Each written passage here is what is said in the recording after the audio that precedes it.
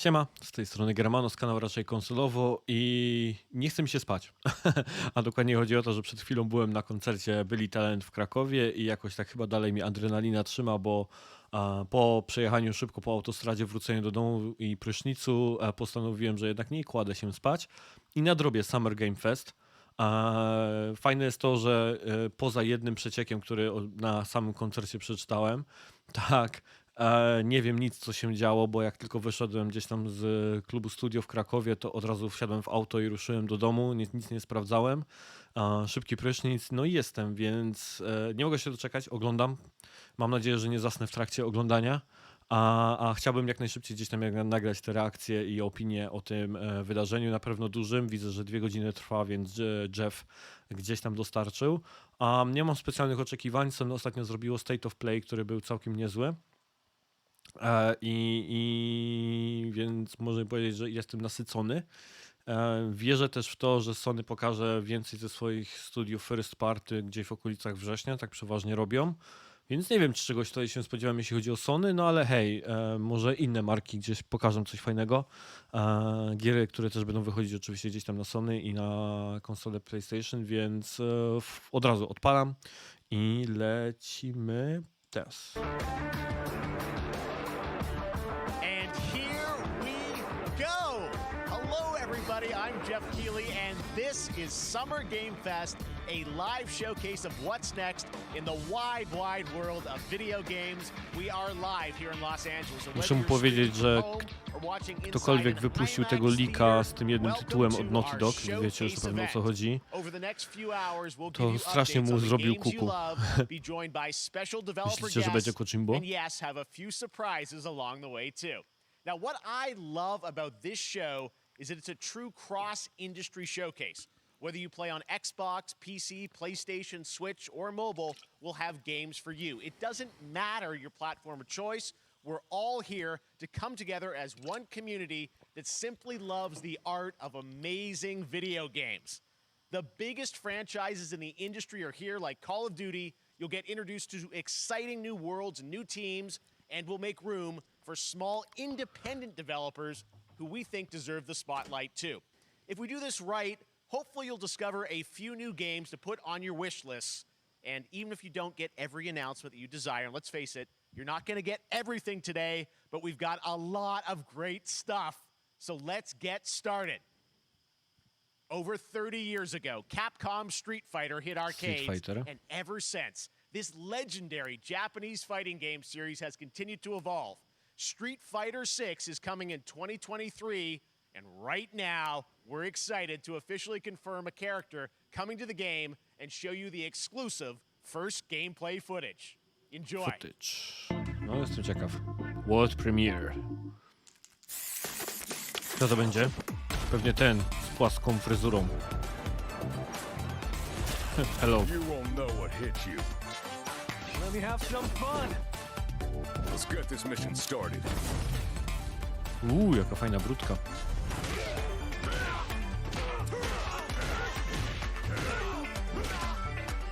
Za każdym razem, kiedy oglądam bijatyki, to tak bardzo chciałbym potrafić w tę grę grać. This will be a good fight. Got you in my sights.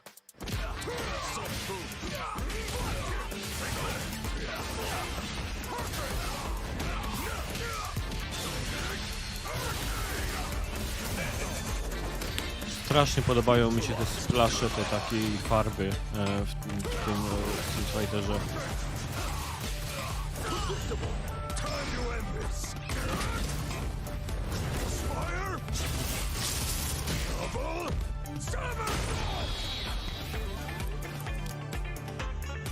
I'm just on another level.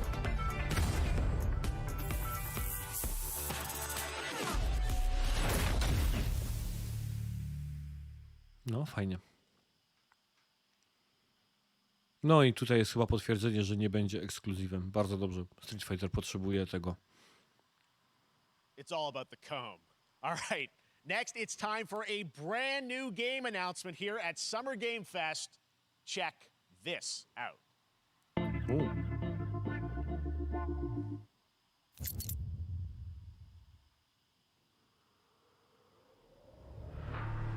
Coś od Focusa?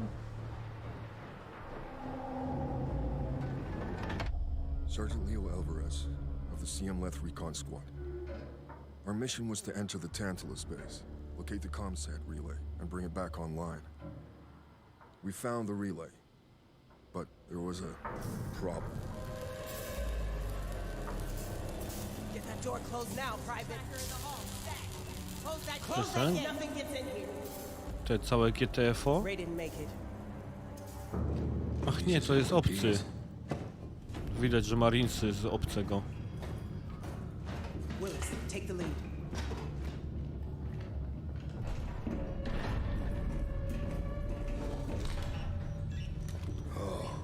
This ain't good. What we found was a new kind of evil. And it found us first. What the? This wasn't human. Retreat! Retreat! Przez chwilę to wyglądało jak chimery z tego.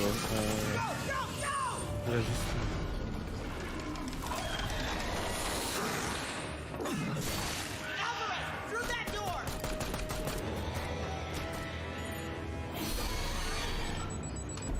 Hold that door, Sergeant! Son of a...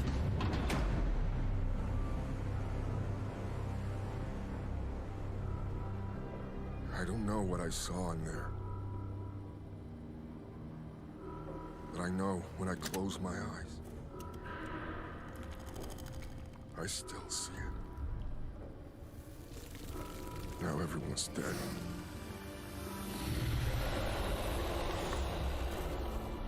And someone needs to know.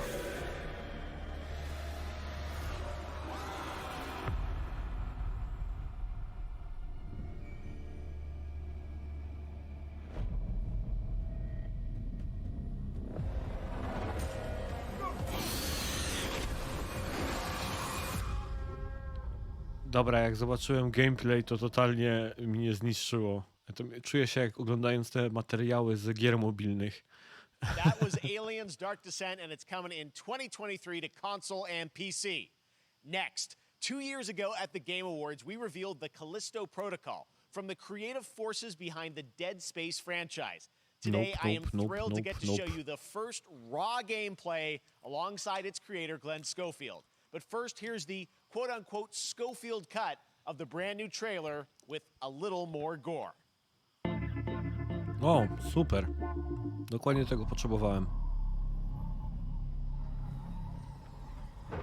Myślicie, że na jednym evencie będzie to i Dead Space?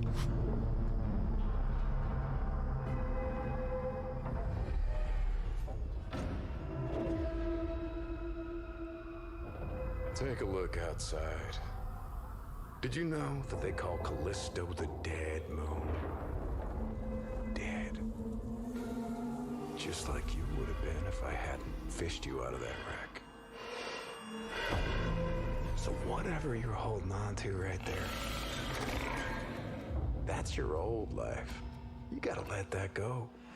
Because your new life Czemu mam wrażenie, że to jest Troy Baker? in my hands. I'm just trying to give you a chance at rebirth.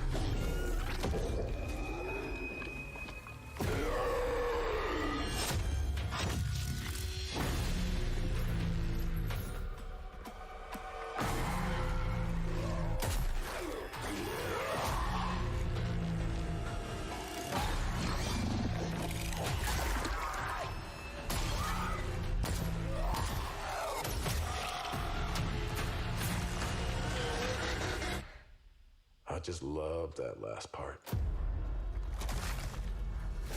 Jesus Christ. Tak bardzo nie chcę w to grać. Every time.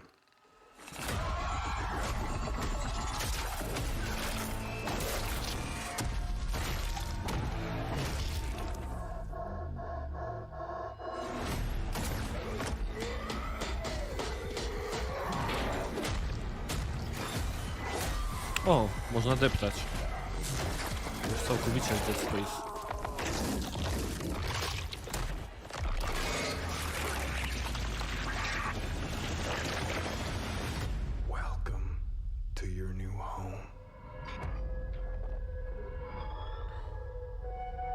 Milutko. Nawet bym powiedział milusio. Oh my god, tak bardzo nie... That's right. We know what you wanted to see. And joining me now, Glenn Schofield, striking distance. Glenn, first of all, congratulations. This game looks absolutely incredible. And I got to say, the fact that you have built this team, this studio, new IP, shipping this December, all in COVID, blows me away. So congratulations. Yeah, thanks, man. Thanks for having us. I really do appreciate it, Jeff. And, you know, for a second, just give me a second. You know, I want to thank you for all you've done for the game industry all these years, man. I think I've known you like 16, 17 years now. Yeah. And you've been an ambassador. You've amplified new games, new studios, and I just wanted to thank you. I really do appreciate it. Thank you. It's not about me, it's about you guys. Yeah, I know, but... I appreciate that. Thank you so much. And yeah, it's so fun to do these shows. And Wygląda, że to nie było przygotowane. People saw the trailer, but what I'm so excited today is that you just brought a raw gameplay sequence. This game is in development, and people are going to be blown away, I think, when they see it. But tell us a bit about what are we going to see today? Yeah, we got a couple minutes of, like you said, like raw gameplay. It's 2 segments in the first half of the game. One is a med bay, another one is a power station, and you're going to see some new enemies, some brutality, some just about everything. We're showcasing a new weapon called the Grip. Okay. It's like a gravity gun, but it picks up the enemies and it shoves them into giant fans. It rips them apart. It's great. And then check out the nice ending we have, where we you know, we usually will kill our main character Jacob, and in a very unique way. And just for a second, I want to thank the team, man. Like you said, through COVID, through everything else, the dedication, their hard work, you guys are amazing. Fajnie, że tam na końcu się rusza ta postać. Well, Glenn, I got to say, again, you know, what you guys are shipping this year, this looks like a world-class next-gen game. It's rare that teams are bringing something out like this year, and let's let the footage speak for itself. Glenn Schofield, striking distance. Here it is, the first gameplay of the Callisto Protocol.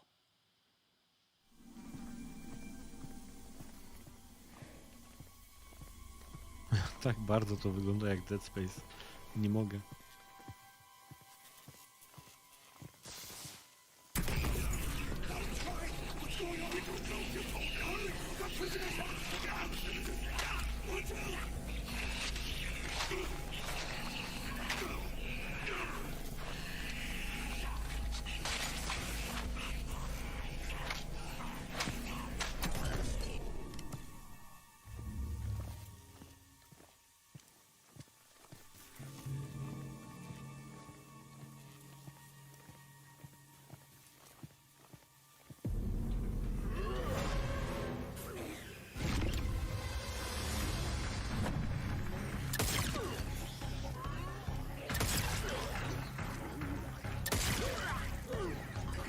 Mało amunicji ma.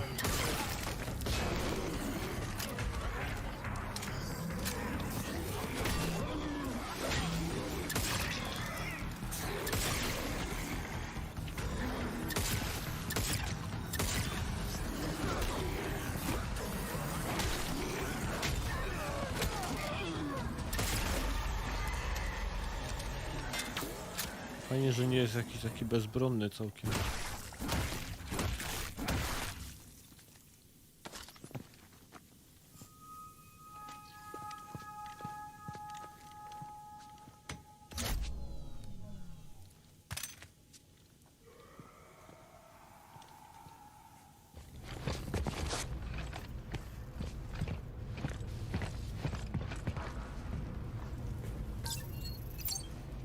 Tu już jest ten power plant, tak? Czyli...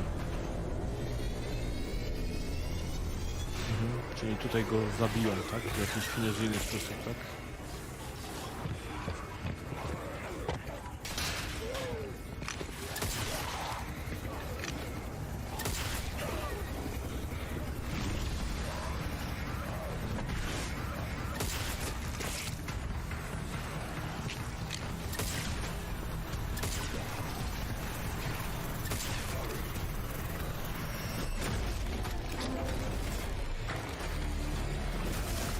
O.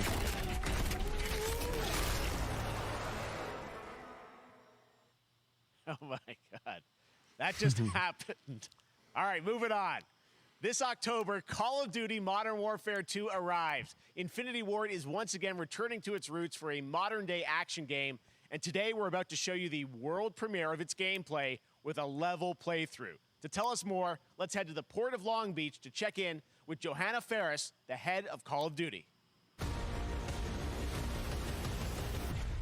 No, w dwójce jedna ze scen jest, którą bardzo zapamiętałem. In 2019, Modern Warfare changed everything.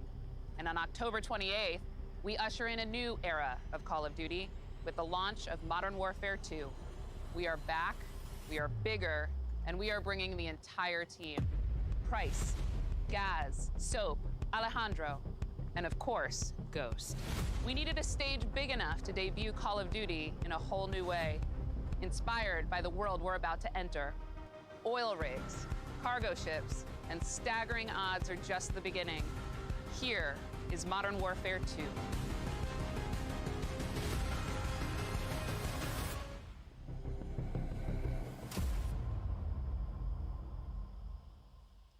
Ten pierwszy Modern Warfare musiałbym ograć.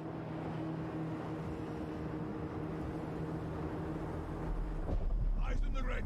All right, that's our target. Shadows 1 and 2. Push to your hook points. Let's invite ourselves in. All station ship is visual. Copy. Press for assault. Stay on comm. We board, clear, disarm that missile. Be ready for anything. This could be a trap. Actual, we're set. Copy. Get to work.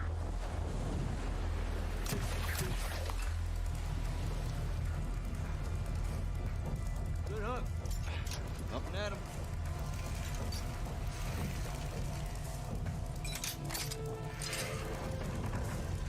All Shadows, the missile is on this platform. I want full containment.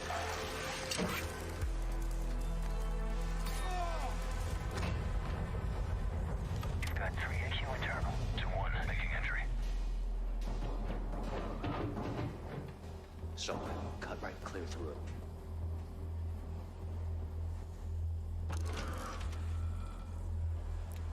Wygląda jak cot, no.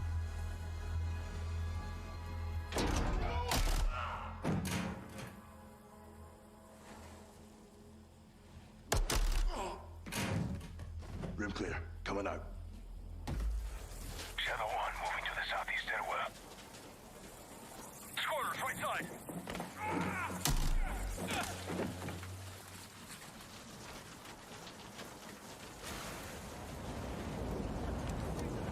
Two above.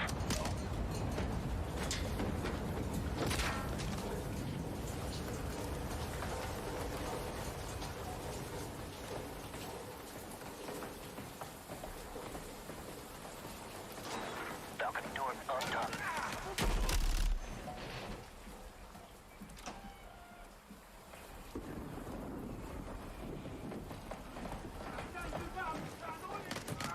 Ghost, we're moving to the main deck. What's your status? Boarding the ship with Shadow 3 now. Roger that. Run down. Rush out.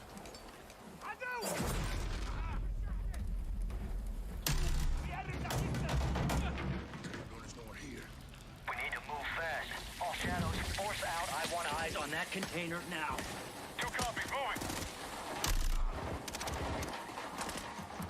We gotta roll.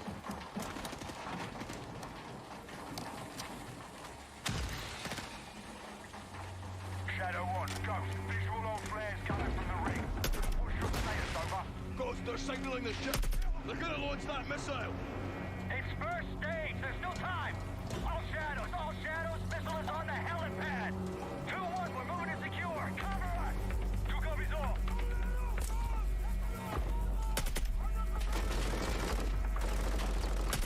Przecież był w tym oknie, no.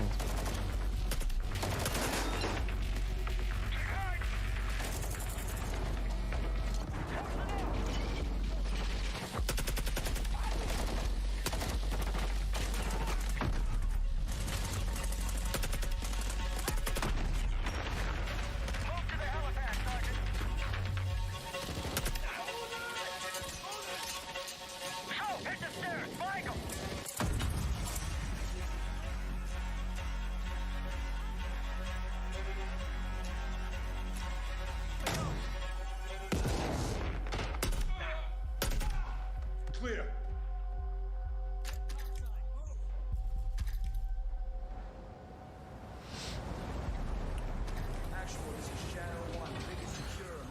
Ta zapowiedź jedynki Modern Warfare chyba bardziej mnie zaintrygowała niż to. To wygląda jak zwykłe Call of Duty. A ten pierwszy Modern Warfare był naprawdę Where are the controls? dziwny. On that damn ship. Actual, we got a problem. Missile is somewhere on the ship. You have your orders, son. Stop that launch.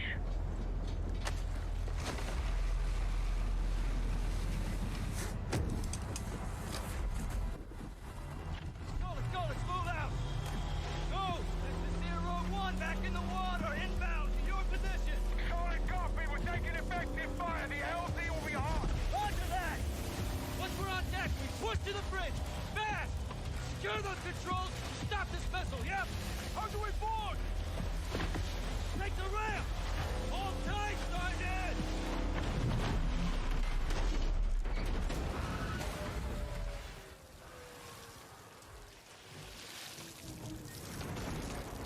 Let's have ourselves a gunfight. Missile controls are on the bridge. Have to stop the launch.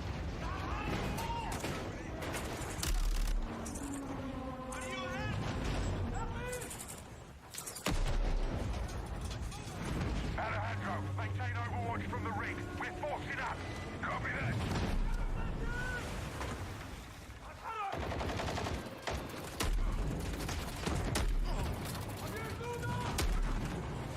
Moving. Reloading. Cholera, on tam wszedł na górę na ten kontener, żeby wszyscy go widzieli. They're forcing up.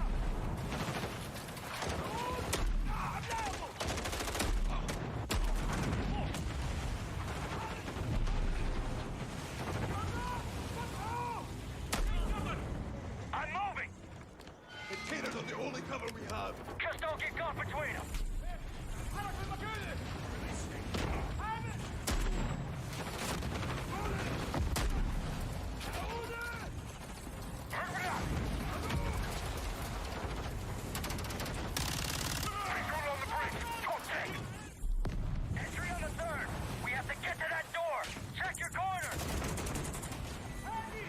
Dziwnie się patrzył ten jego kompan tam przed chwilą.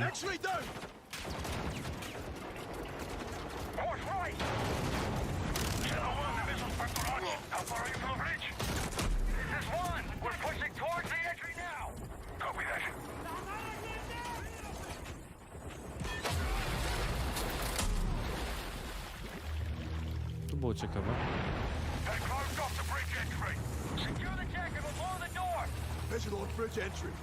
Ładnie się ta woda rozlała po ziemi przed chwilą. Check it. Controls are internal. O, bridge. All right, stand back. Shadow 1 going explosive on bridge entry. 3, 2, 1, execute.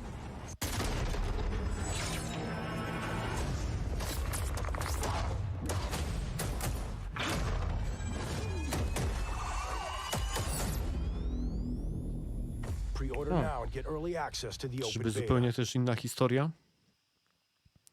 Bez Sheparda? That's what we're talking about. And joining us now, up from Long Beach, Johanna, great to see you. How's everything? It's great. Thanks. Great to have you with us, and also Jeff from Infinity Ward. So we saw the first gameplay. Thanks for that extended sequence. Looks incredible. Jeff, tell us a bit about that mission. Where is that set in the game? What are we seeing there? Absolutely. So first of all, we're really excited to welcome back Captain John Price and Gaz Garrick. You know, they're not actually in what we just saw today, but they're returning members from 141, and then the other two characters that you may recognize from the older franchise that we're reimagining are Simon Ghost Riley and of course Soap John McTavish, and then a couple other new characters in here that we're really excited that we got to create for this game. First, Commander Philip Graves and Mexican Special Forces Colonel Alejandro. And Alejandro, I gotta say, it's a character we're really excited about. He's a guy who's super capable and a guy who's just as important as Task Force 141. But as far as the level's concerned, you know, I got to shout out to IW. You know, this was a tremendous collaboration across all of the different disciplines. As you saw, everybody coming together, some really motivated devs here. And, you know, you saw the wind and the animations and the awesome sound design. And of course, our new water tech, which is actually pushing the boat in different directions. It's creating a physically dynamic environment, allowing for the cover you were seeing. In certain cases, you could be behind cover, and then suddenly that cover would shift and leave you exposed, but it also leaves the enemy exposed, creating this emergent gameplay. Again, I'm very excited. Just can't wait I'm so excited that we get to show it off today. And that's just a hint of where things are going to go. Johanna, tell us a bit about Call of Duty overall. Modern Warfare 2, obviously, we're so excited that it's back this year, but you've got lots going on across Call of Duty. What can we expect from you guys this year? Yeah, we first of all, thanks for having us here. We're just so excited for October 28th. It's such a big moment, not just for Modern Warfare 2 and everything that Jeff and the team at Infinity Ward have built, Kurde, but są it tak really duże marks ekipy the robią step te gry. change, what we're calling a transformational moment for the entire franchise. You're going to see incredible rendering, incredible graphics, all the things just within the game itself, built all on one shared engine now across Warzone and Modern Warfare 2 going forward. Of course, there's a lot of chatter and interest about the new Warzone experience. We're affectionately calling it Warzone 2.0. There will be a standalone experience of Warzone for current existing players as well. So we're going to sort of feed the entire community there. But all eyes on the 28th. And again, I think the collaboration's just been incredible. Everybody's so excited for Task Force 141. Warzone coming to mobile as well for players on the go. We're on Steam, as you know. I mean, so it's just a big moment, and there's going to be a lot more to come in the months to follow. Well, before we leave, we got to ask a little bit about Warzone 2. I know we just, we're showing gameplay here on this, but can you tell us anything? It seems like there was a little bit of a tease maybe in the trailer yesterday. Yeah, when we're seeing that from the community, we love when the fans can pick up some things, some chatter about maybe seeing high-rise and other elements, but we will get into the details of Warzone 2.0 for sure. It will be an extension of the Modern Warfare 2 universe, so all the more reason why we think this game, this moment is such an important title for all of us looking ahead. And like we said, we're having a bold vision around Niespecjalnie jestem co jakby zaintrygowany. To znaczy zagram kiedyś sobie w cody, jakby wrócę do ich nadrabiania, bo gram sobie w nie tak powoli, bo ja lubię te kampanie. One są takie... Ja to porównuję trochę jak do Fast and Furious, do jakiegoś takiego guilty pleasure, po prostu fajnych kampanii, które sobie można odświeżyć, czy tam zagrać. I love this game when I was growing up, so I'm honored to share this very first look. O, taki starość odnowiony.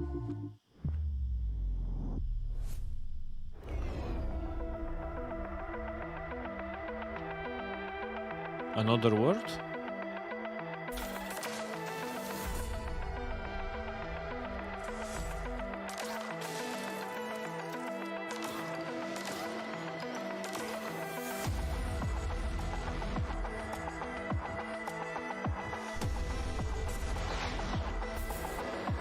O kurde.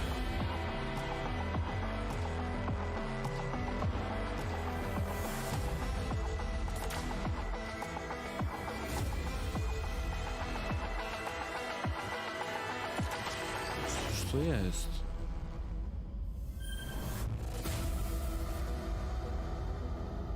Flashback. Zupełnie nie mój temat, nie znam. All right, let's turn back time. Back in 2017, we announced Witchfire at the Game Awards. Almost 5 years later, I am so excited that the team at the Astronauts in Poland has put together an in-depth look at the gameplay of this dark fantasy first-person shooter, which will enter early access soon. A to nie jest I ta am so excited ekipa to play od this. Adriana? I bet you will be too after you see this.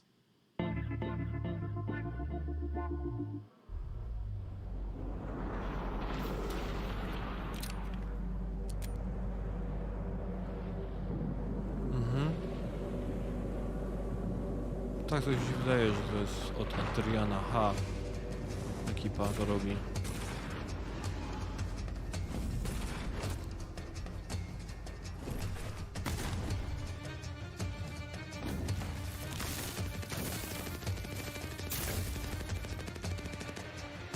Bardzo fajne. Wygląda super.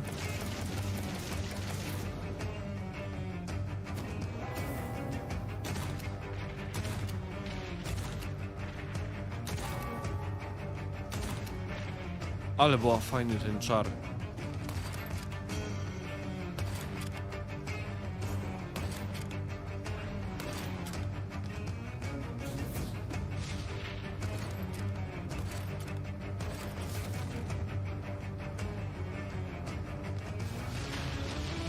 Ej, to dobrze wygląda.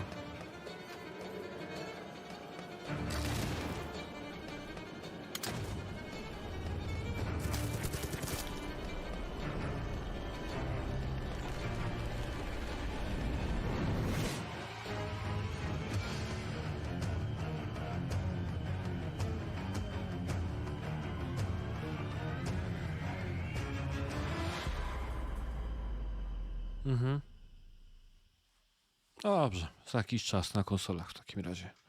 Okay, next up comes an ambitious new game from a new independent studio in Europe starring some very familiar names.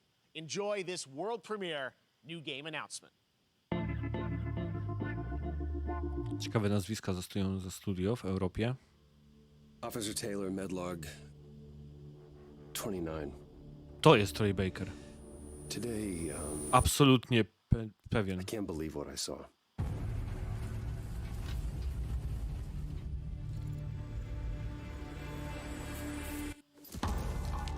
Solace, everything okay in there?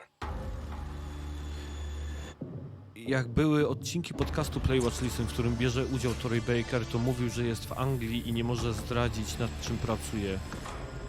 Aha, okej, to już wiem.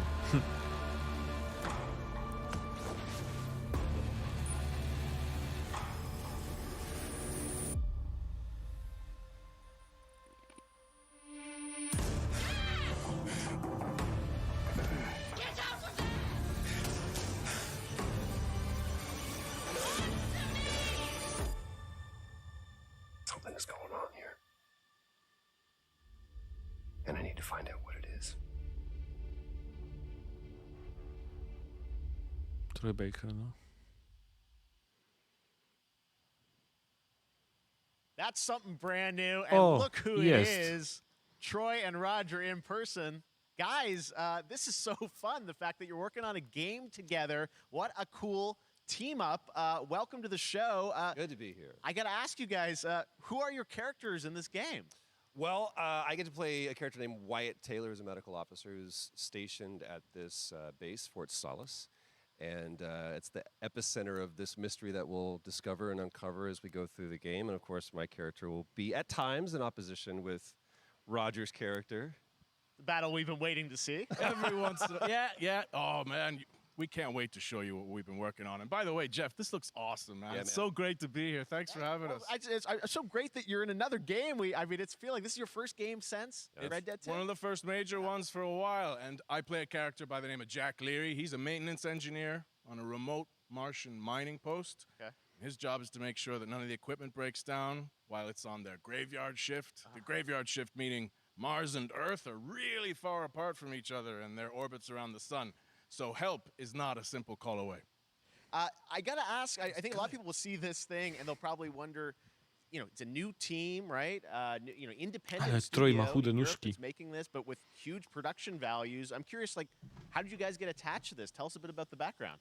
I will say that 2020 to me was the most impactful year for games. It was the first, I mean, obviously we had this unprecedented event with the pandemic and that forced the way that we looked at everything as a society, but also the way this industry functioned. But it was also brand new consoles. We had more tools that were being made available that were leveling the playing field between like the AAA studios and the indie studios or the AAA studios. And so, just like anybody else, we got reached out. James Tinsdale with this brand new studio said we'd like for you to consider being a part of this game. And he walked me through a very brief description of what the experience was going to be like. And in the very beginning, he said, we want this to feel, it's a tight thriller. We want it to feel like Dead Space meets Duncan Jones' Moon. And I was like, sign me up. I'm into that, absolutely. And full, like, performance capture and everything, Ah, right? yeah. Absolutely. New studio, brand new energy, and of course, I get to work with one of the best of the business. And me. I get the privilege Who's the of other? getting to see this guy and watch him in action. I love to work, and I love the challenges and all the new innovations that this medium provides to performers. We can't wait to show you what we've been working on. I think it's going to knock Yeah, I your guess I've socks seen off. some of the behind the scenes and the performance capture, Unreal Engine 5. I mean, it looks absolutely phenomenal. Can you give us a hint about the gameplay? Like, what are we going to do in this game? Yeah, the verbs are always important. So we're going to let the game speak for itself. We'll be showing you more later on. But this is a game where you as the player, that you're going to be exploring, you're going to be discovering. Like we said, it's a very tight thriller. So you're moving very fast-paced through this world. There'll be multiple locations, multiple ways for you to traverse, which we're excited to show you about. And then Brzmi bardzo the Dead narrative is a Space'owo. huge element to this. They didn't waste any Myślicie, że będzie resources trzeci on the Dead Space na performance tym for pokazie? sure. I gotta tell one quick story, if I can. That was one of our favorite moments. There is a lot of action in this game, and that was at the forefront of this. And to speak to the performance capture aspect, we brought in an incredible, I got to give him a shout out to Nathaniel, our stunt coordinator, who walked us through and really approached this in a completely different way than anything I've ever done before. And he says, I want to know the story of this fight. And so Roger and I sat down. We said, these are who our characters are. And he goes, give me 1 hour and I will come back to you with the story of this fight. And after an hour, he comes to us and he goes, it was like a recovery program. It was 12 steps.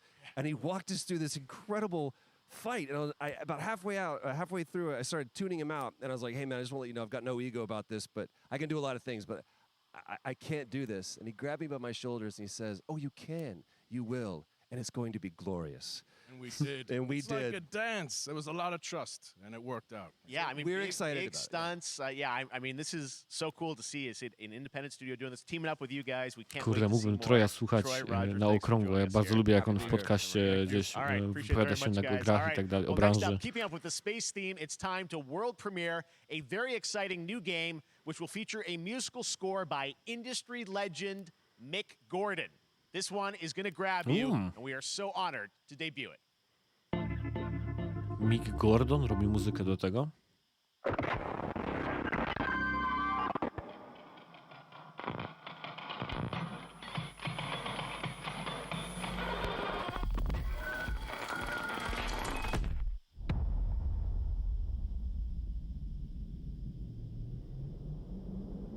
Przez chwilę myślałem, że to są ci Ark Raiders.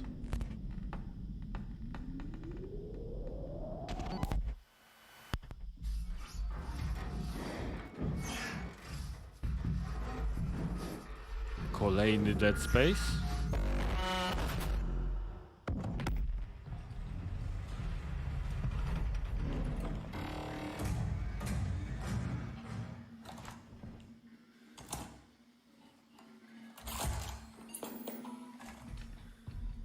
Ale ciekawy design.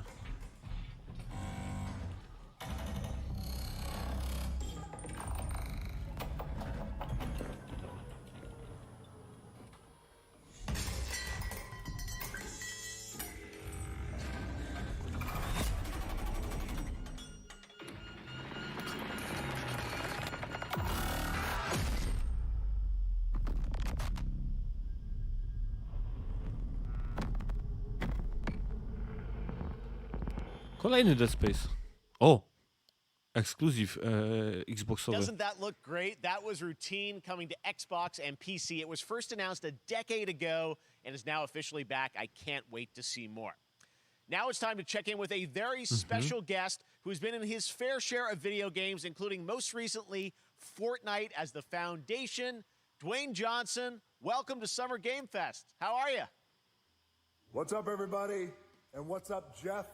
And what is up to the Summer Game Fest audiences live streaming right now around the world and everybody inside the epic IMAX theaters.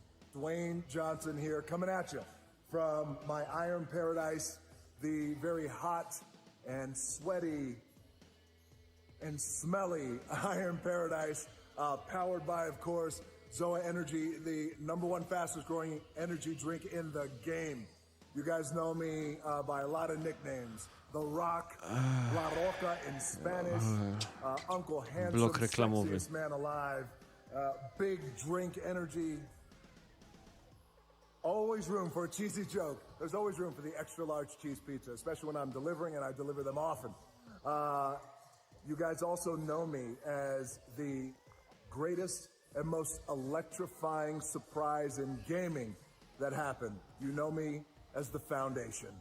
And I got to tell you guys, #1, thank you so much for the crazy response of me becoming the Foundation, but also I got to say that, you know, I've had such a pleasure working with Epic Games and the teams over there, and we cannot wait to show you what we have in store for the future.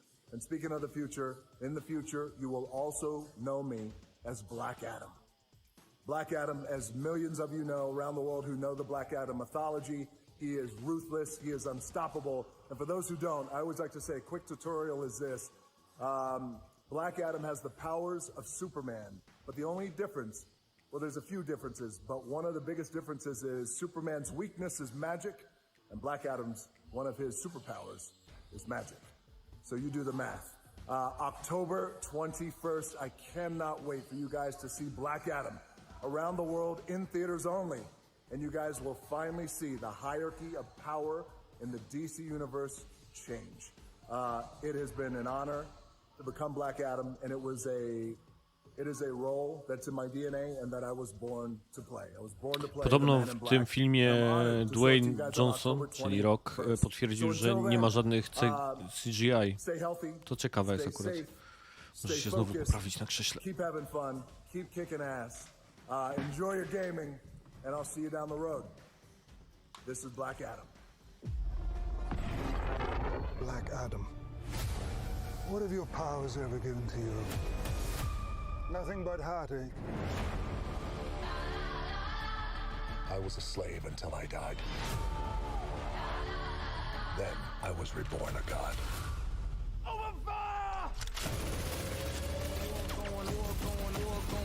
Now, I kneel before no one. You can be the destroyer of this world. Or you can be its savior.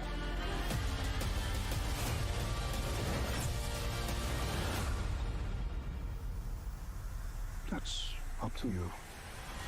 Behind you! Did he just catch a rocket? He caught a rocket.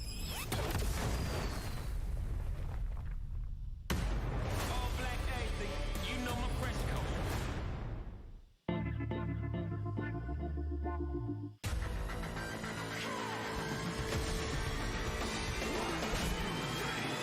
Outriders? Mhm.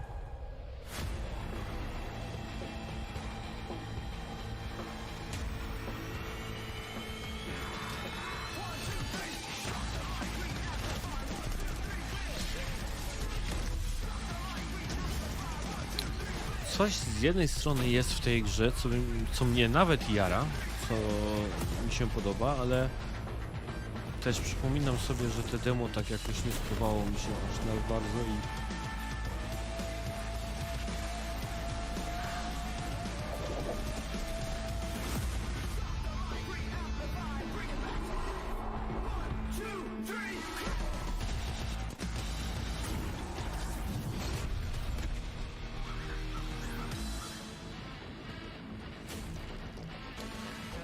to nie wygląda źle, naprawdę. Może warto by temu dać drugą szansę.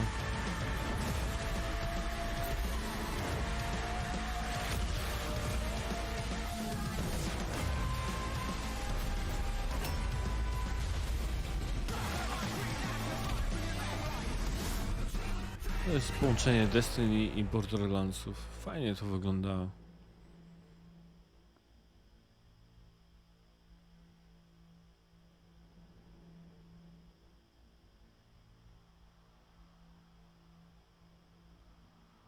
Mam nadzieję, że w końcu coś zarobiło. People Can Fly.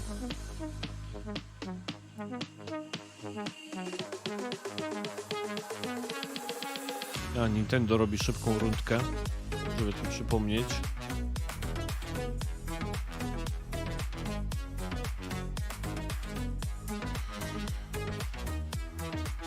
Dobra, no to tak, to skoro tu powtarzamy, to na razie z tego wszystkiego, co było pokazane, to chyba ten routine jest bardzo takim, bym powiedział, tytułem zaskakującym. Choć to kolejny Dead Space w sumie, ale za to bardzo podobała mi się tam ten styl przedmiotów, urządzeń i właśnie otoczenia.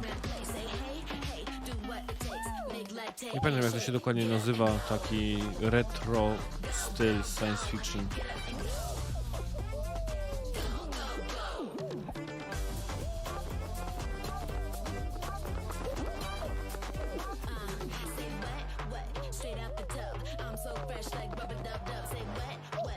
No to chyba chodzi o to, że są free to play teraz, tak?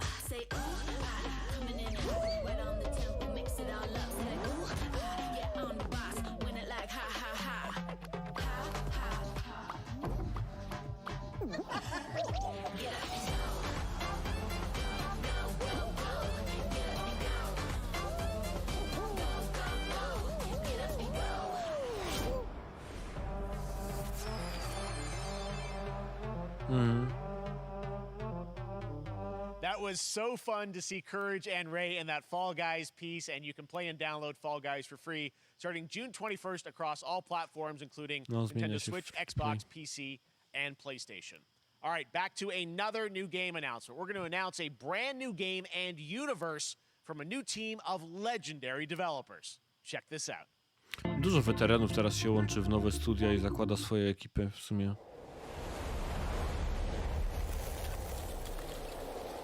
Coś słyszałem, coś mi to logo mówi.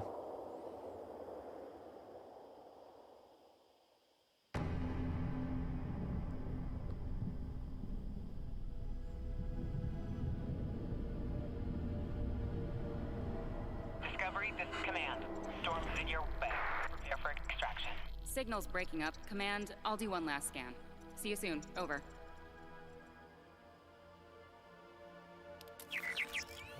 Okay, hurry.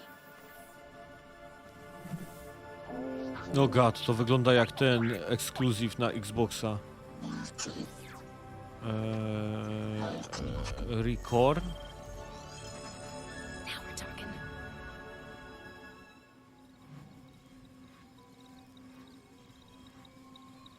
Command, I may be onto something.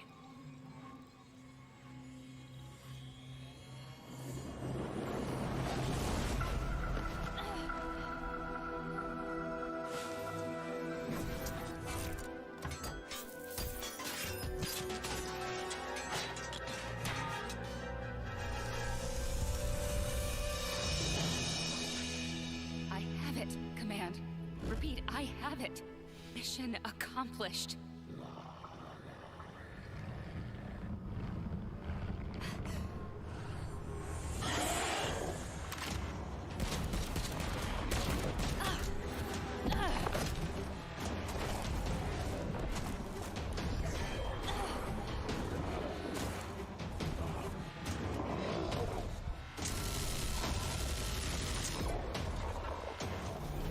Hang tight, Doc. I've got this.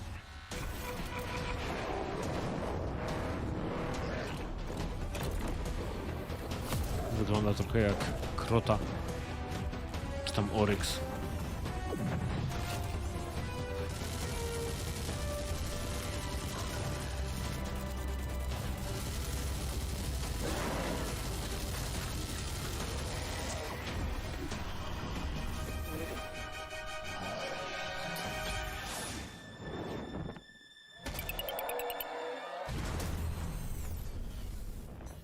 Glad you could make it. We gotta move. Now. There's a storm coming. And hell's coming with it. Stormgate. Czyli nie Stargate, tylko Stormgate. Beta?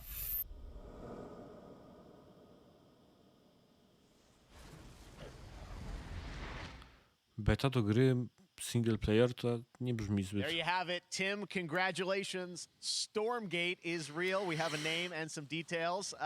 So, first of all, congratulations on this announcement. We're so excited about the return of RTS, brand new franchise. What is a Stormgate, though?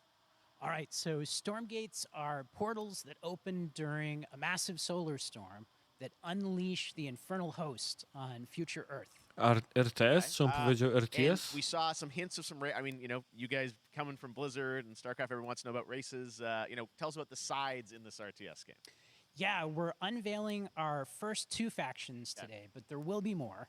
So the Human Resistance, and we saw an archaeologist from the Human Resistance in that intro cinematic, and then also the Infernal Hosts, who are these demon-like monsters who come from another world. I think one thing everyone wants to know about, especially your background Well, pedigree of about the team, RTS. of, you know, where do you want to push the RTS genre? It's something we've all loved for decades, but, you know, opportunity for a lot of innovation. I know you're going to show us, I think, some hints of where you're going to go image-wise with the actual gameplay made in Unreal Engine, but any sense of what you want to do for the gameplay in this game? Absolutely. But the first thing I want to say is we are very consciously trying to stay true to what players already love about RTS, where we're really trying to push the genre and be innovative. First off, approachability. For one thing, we're free to play, but no pay to win, no NFTs, nothing like that, just to lower that barrier to entry to get players in. But we're also really trying to be a lot more social. So you'll be able to play the campaign cooperatively. We've got 3-player open-ended co-op, and we've even got 3 versus 3 for competitive multiplayer. But of course, we've also still got 1v1 competitive. And as a little surprise, I think we've got some first kind of work-in-progress images from the game, right? Yeah, these are still very much being worked on, but some shots of actual assets that we're building in Unreal Engine 5. Wow, well, I love it. 2023, you said, for the beta, so people can sign up now, get ready, and I'm just so thrilled that there is a brand new RTS franchise coming from you guys and your background and what you did, at Blizzard and StarCraft. We're so excited about this team, Frost Giant. Thank you so much for giving us your announcement today on Summer Game Fest. Thank you so much for having us here. Really grateful. Awesome. All right, Frost Giant, Stormgate, keep an eye out for it. Now it's time for another indie game announcement that I'm excited to share with you. Highwater. Check this one out. Good morning, Highwater dwellers. Highwater Pirate Radio keeping you in the know with our flow. Alphaville authorities continue to deny false rumors that Alphaville elites are planning to evacuate to Mars. True or not, the one thing we can't deny is that the world ended on a sunny day. Czyli co, Waterworld?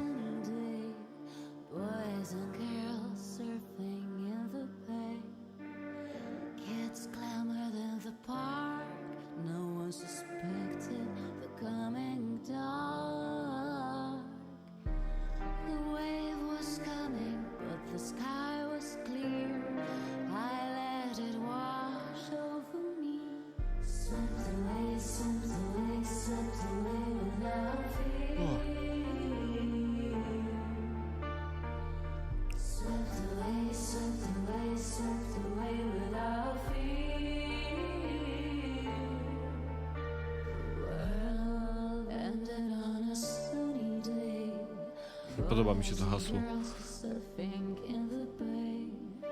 O, są jacyś przeciwnicy uzbrojeni.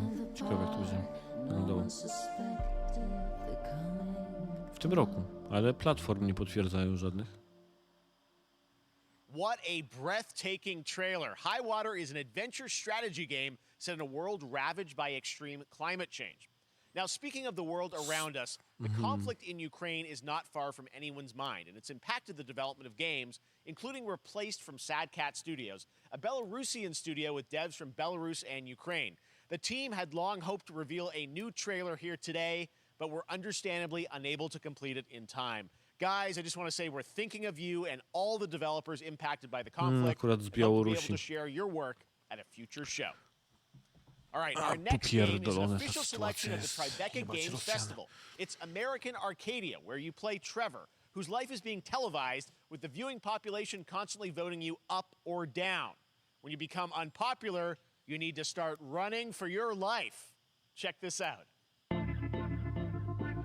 What?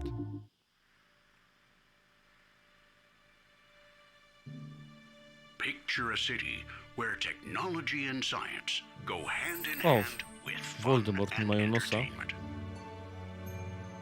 My grandfather, Elijah Walton, had a dream to build the city of tomorrow.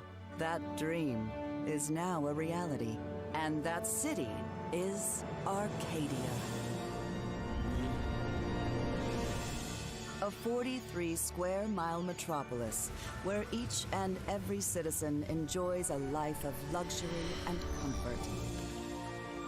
Broadcast live 24 hours a day, 7 days a week on every digital platform. American Arcadia. Control. Subject on the run on camera 4025. Interrupt broadcast immediately.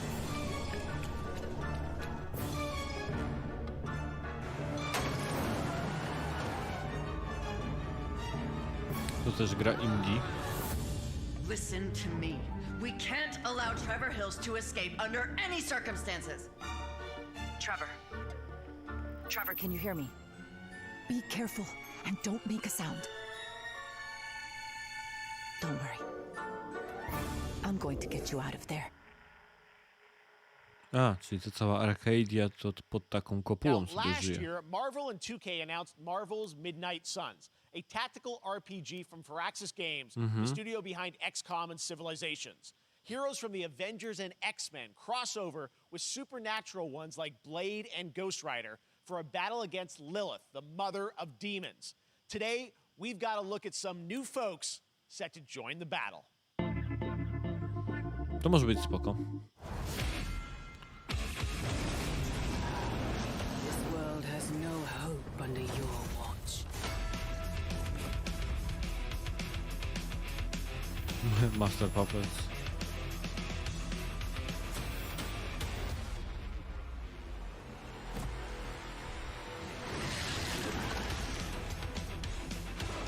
Venom.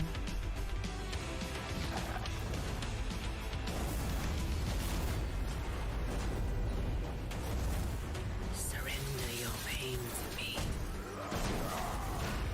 and I will make you whole once more.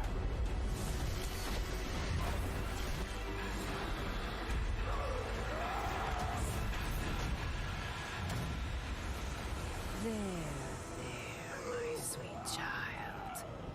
Mother won't hurt you.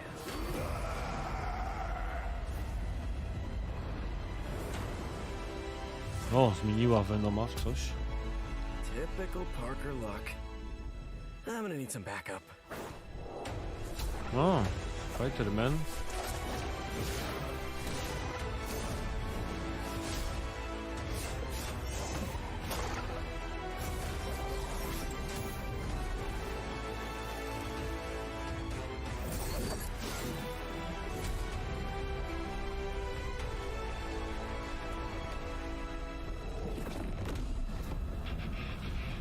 Marvel jednak potrafi gry robić.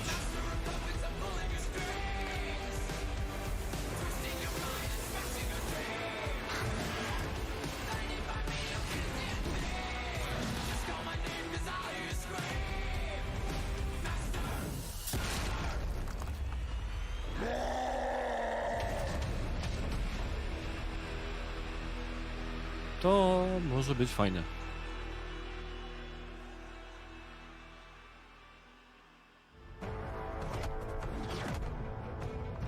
Counting on you again, old friend. 3, 2, 1.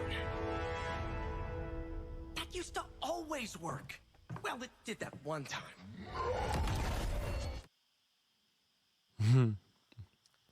Spoko. That was Midnight Suns, and now we're moving on to the wonderful world of Cuphead, the delicious last course. And can you believe it? We're only a couple weeks away from playing the delicious last course DLC. You see how they did that for Cuphead? Joining me now is Maya Maldenhauer from Studio MDHR.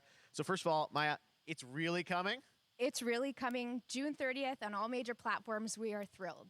Well, I'm so thrilled, too, that I think all the fans can't believe that this is here. And I've been lucky enough to play this actually on my Steam Deck last week, and you guys gave me a copy. I can't. People are not going to be ready for how amazing this looks and the backgrounds and what you guys have done. I feel like you've amped up obviously the gameplay. It's difficult as we would expect, but the visual look. Te DLC mnie raczej nie interesuje, ale fajnie, że coś robią z tego DLC. Moje dzieciaki chyba jeden odcinek tej animacji oglądały i fajna była. The music, gameplay design, and of course our new playable character, Miss Chalice. I'm very proud of her. Chalice is fun to play as, and even though this is a DLC, it feels like it's its own game inside of Cuphead in many ways. It is, definitely. Yeah, you just get on the island, and there you are off to this new territory, which is amazing. Yeah, it's our biggest island yet. Super-sized bosses, lots of secrets to discover. Don't let any rock go unturned. Yes, and lots of challenge ahead. Well, I know you brought. I know you don't want people to necessarily have too much spoiled about the game, but you brought a little something for people. A little something, yeah. It's brand new gameplay footage of one of our new bosses, Mortimer Freeze. It takes place in an icy arena and features some of my personal favorite attacks and transformations. We Hope everyone enjoys it. All right, let's check it out. Cuphead, the delicious last course. Next smile.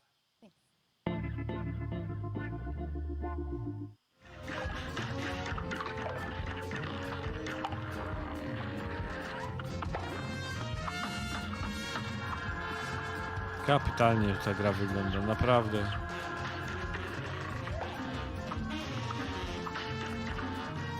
Wow.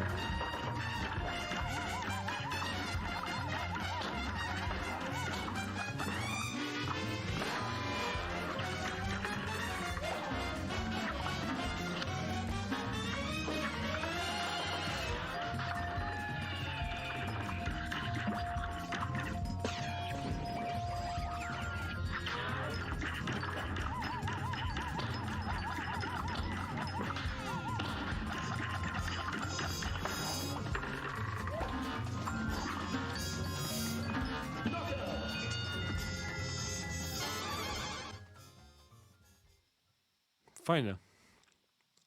Nie, no, na pewno Cuphead będzie spoko, jeśli chodzi o to DLC, Now, if you a want kiedyś even more podstawkę Cuphead, zagram. and who doesn't, tomorrow we will show you an exclusive look at Season 2 of the Cuphead Show when I co-host Netflix's Geek Week, Oh. which will include new show and game announcements. It streams at 10 a.m. Pacific, 1 p.m. Eastern. And that's not all. There's more Summer Game Fest all weekend long. Coming up next is the Day of the Devs Indie Showcase with I Am 8-Bit and Double Fine, then Tak. Devolver's Marketing Countdown to Marketing. Tego prawdopodobnie tak szybko nie zobaczę, więc Day of the Devs na pewno chcę w tym roku nadrobić, Devolvera chcę, Netflix ominę, Epic Store ominę, Tribekę chcę obejrzeć, Xboxa i Bethesdę też chcę obejrzeć. Now we have some exciting news for Nintendo Switch and PC fans about Neon White, a game where you play an assassin from hell who slays demons for the chance to ascend to heaven. To jest to z tymi kartami? Tak.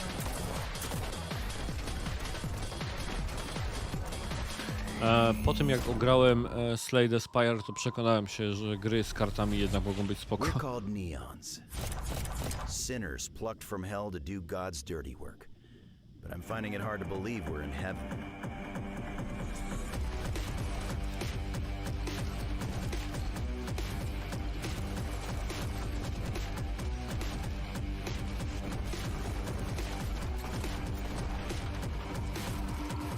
Got 10 days here. New day, new mission from Almighty. You think you can win me over by showering me with gifts? Good thinking. Właśnie, bo to robił jakiś deweloper, który chyba wcześniej zrobił jakiegoś dating sima.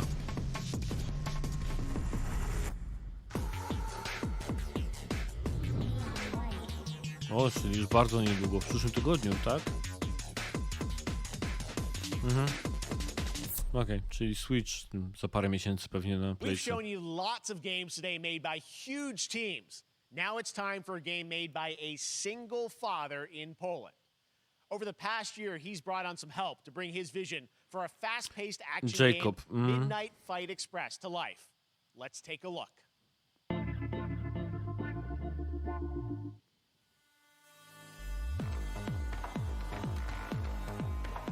You know the saying, get knocked down, get up again, that whole spiel. Well, it's time, partner. Time to rise up. Together.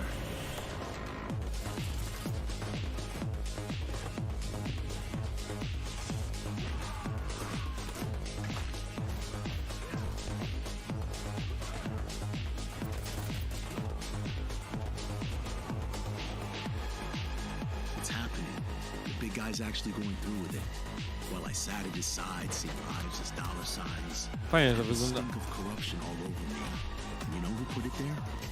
Nah, not him. Me. Well, I ain't wearing it anymore. And neither are you. Tonight, we wash Widzę this whole trochę damn Thiefów w city. tym, trochę Hotline Miami.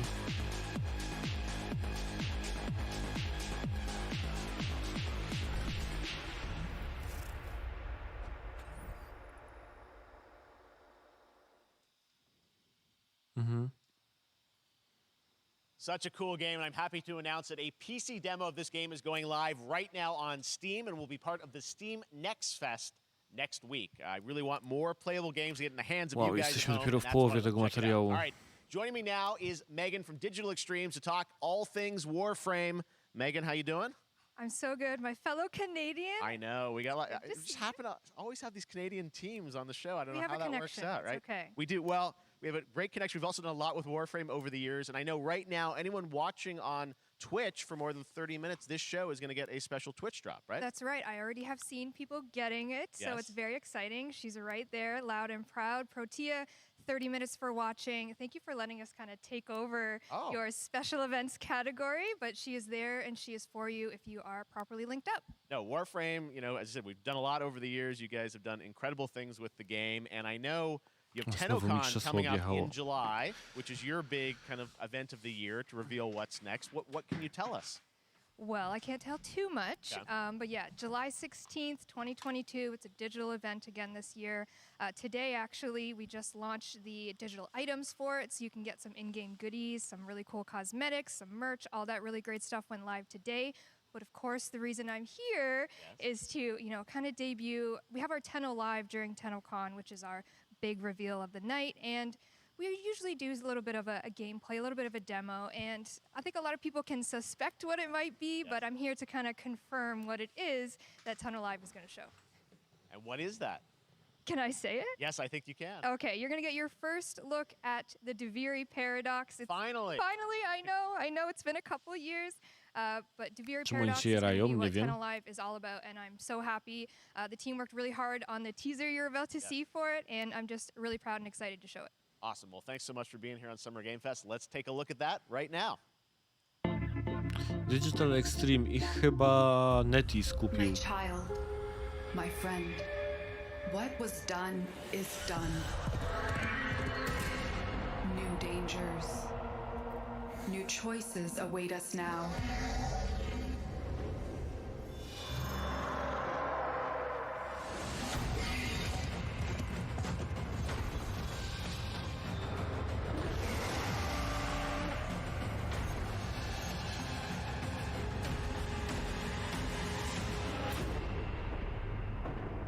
For now, dream of who we were and of who we have become.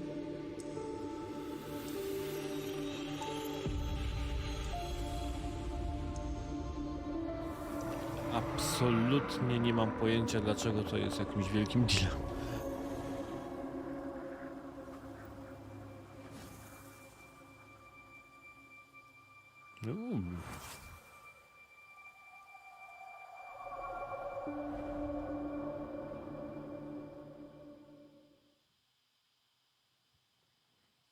Next, it's time for a new look at Honkai Star Rail, an upcoming open-world space RPG. Yeah, a lot of space today from Genshin Impact studio Hoyoverse across mobile and PC. This studio continues to deliver, and this new trailer reveals for the very first time a new and exotic realm players will be able to explore. Od Genshin Impacta ta ekipa.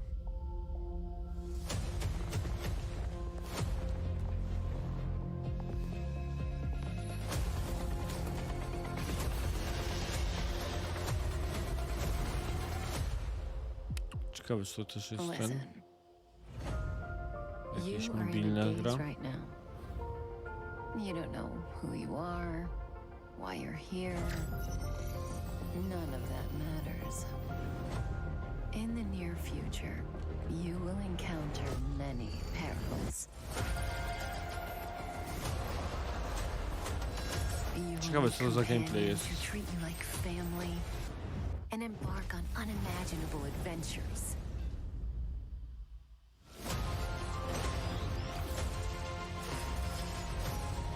Remember what you feel in this moment. RPG wygląda As long as you know na in your turówkę. heart where you're heading, Tak przynajmniej chwilka wyglądała tego takiego gameplayu, co wydawało się jak gameplay.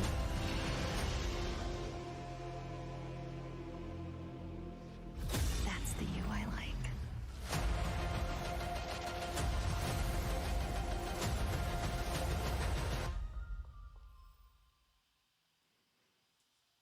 Spoko, choć w sumie nie pokazali za bardzo, czym ta gra jest. Wine to soothe the souls of honored guests. Welcome aboard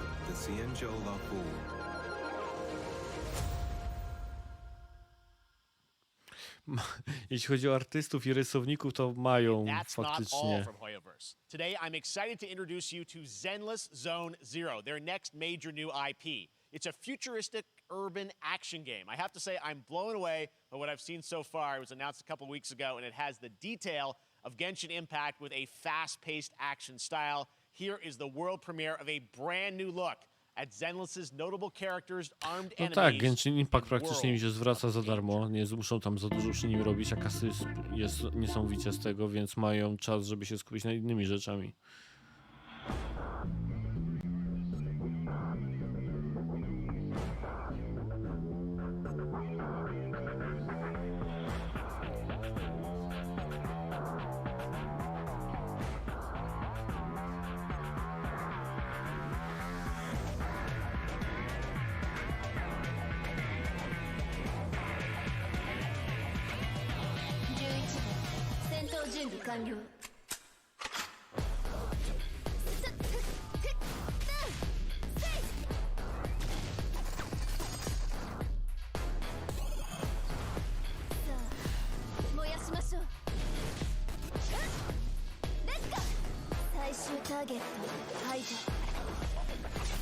Czemu mi się znowu wydaje, że to będzie jakiś gra w stylu właśnie Genshina z tymi postaciami, które się zbiera i tak dalej.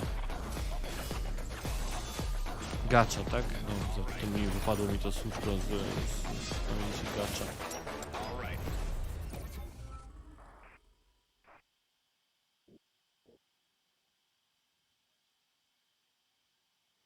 No. Czy ja wiem, czy to wygląda aż tak bardzo amazing?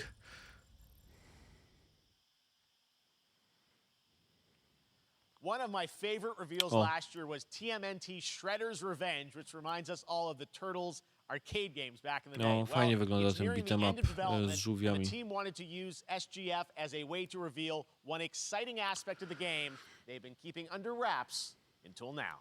O, jakaś niespodziankę trzymali.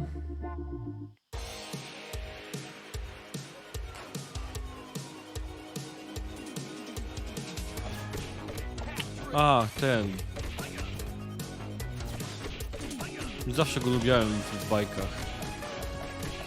No, Casey Jones był takim cool guyem.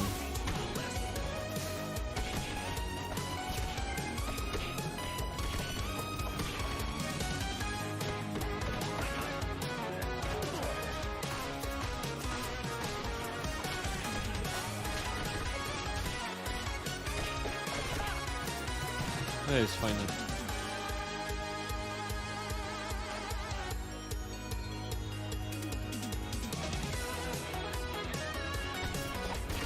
Six player mode, o kurde.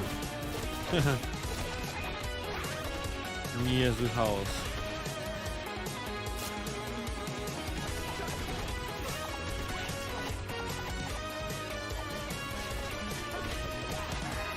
No to tutaj jak się włączy, to naprawdę będzie zamieszanie.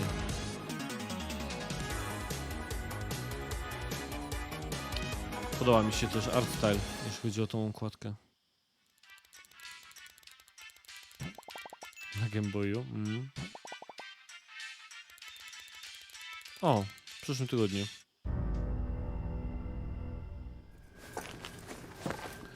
Coś mi ten super profile mówił. Co to jest? To jest kampania do jakiegoś free to playa, tak? Czy sezon nawet, czy coś?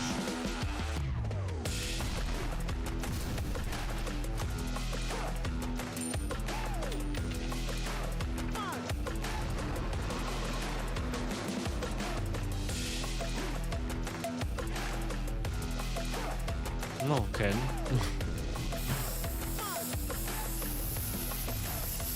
Co to jest?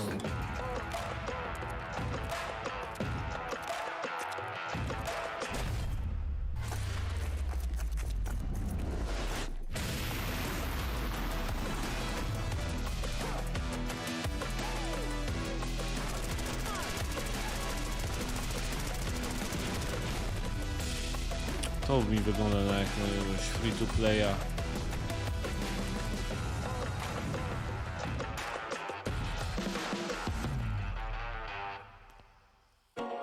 Super Profo.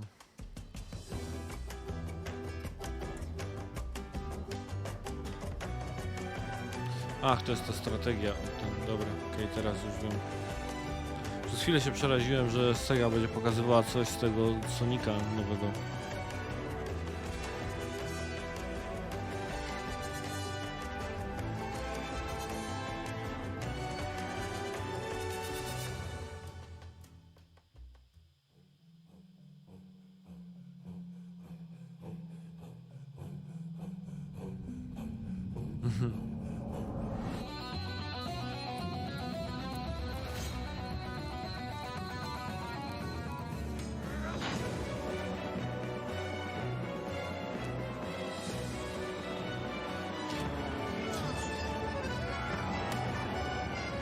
O, na konsolę wychodzą. Czy to jest gdzieś druga strategia, tak?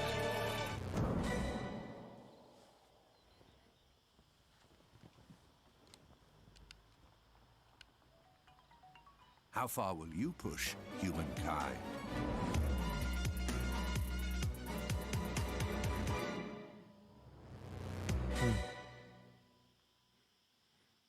No ciekawa konkurencja. Jest to PS4 ten Game Pass. Humankind allows you to shape your civilization by combining a multitude of historical civilizations from the ancient to the modern era.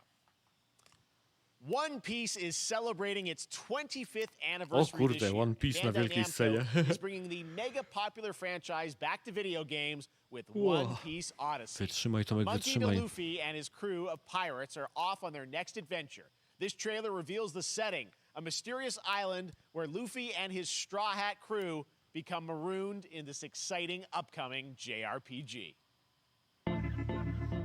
JRPG? The Straw Hat Pirates journeying along the Grand Line. 見ろよ、あの島。でけえ塔がいっぱい立ってる。空に伸びてるあの光はなんだ。よし、面白そうだ。行ってみよう。ちょっと待ってるし。変な形の積乱雲がすごい速度で増えてる。こいつノックアップストリームだ。なんだありゃ。おい、落ちるぞ。任せろ。クードバースト。 Ale się popisują wszystkie postacie.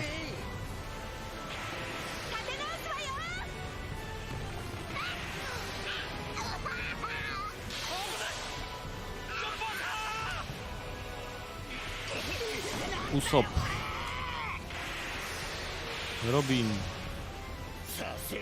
Zoro. Sanji.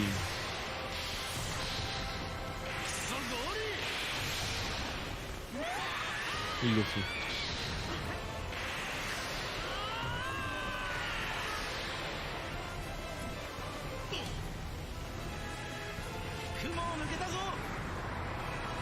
Filled with new encounters and hidden mysteries.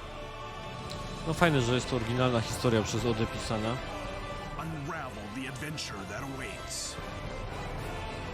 No dobra, no a jak wygląda kombat? In an odyssey beyond Przez chwilę był widoczny jakby znowu turówka.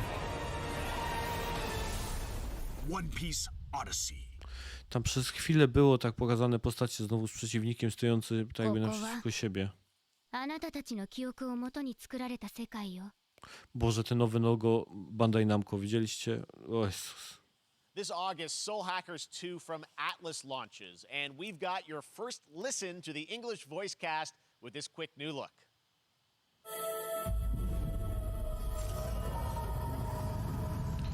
A, w personach mi się podobały te angielskie głosy i gram po... W sumie nigdy tego nie skończyłem. Mam to dalej rozgrzebane. Digital Devil Saga z angielskimi głosami. Jednak są spoko. Bez tragedii.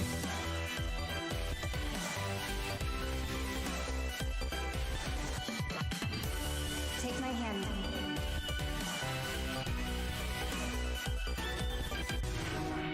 You get one more chance to make things right.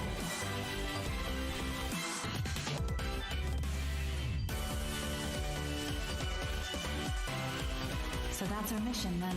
Save the world. With so many new Właściwie games jedną featured postać across pokazali SGF events, you might be wondering how to plan for your summer gaming dreams. NerdWallet can help you find the smartest credit card to reward your gaming purchases at nerdwallet.com. Oh, the Epic Mega Sale is going on right now. Save up to 75% off top PC titles with an additional 25% off eligible products. And it wouldn't be the Mega Sale without the free games vault, featuring Maneater. Be sure to claim your copy before the sale ends on June 16th. Oh, Tune into the Epic Games Store Twitch channel for our summer showcase on June 10th at 2 p.m. Eastern, 11 a.m. Pacific.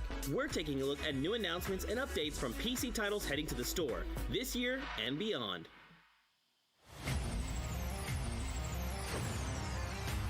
Game Pass.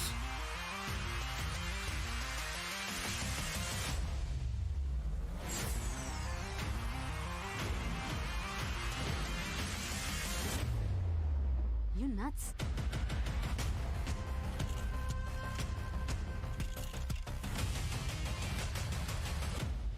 O, nawet z GeForce'em podpisali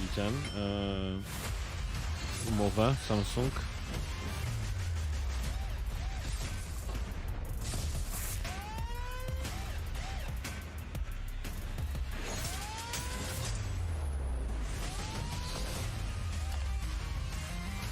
Ciekaw jestem, czy dojdziemy do momentu, że będziemy mieli tak jak na pilotach jest Netflix, będziemy mieli na przykład Game Passa na pilotach telewizorów.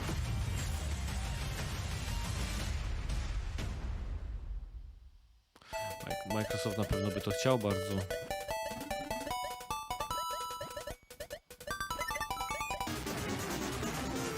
Jakaś kompilacja klasyków?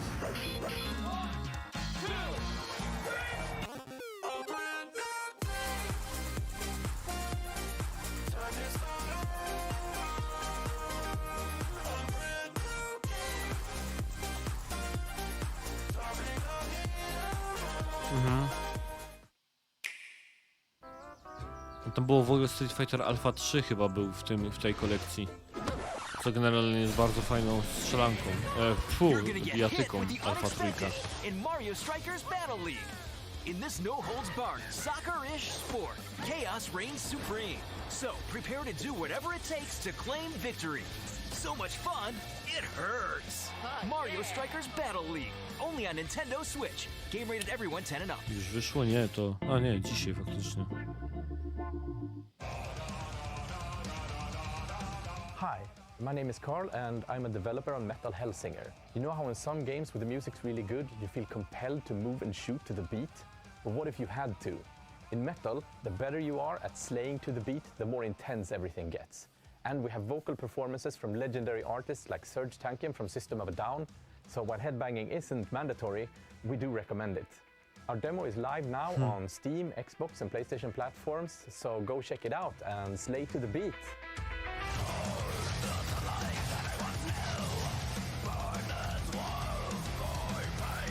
Gościu z Lamp of God.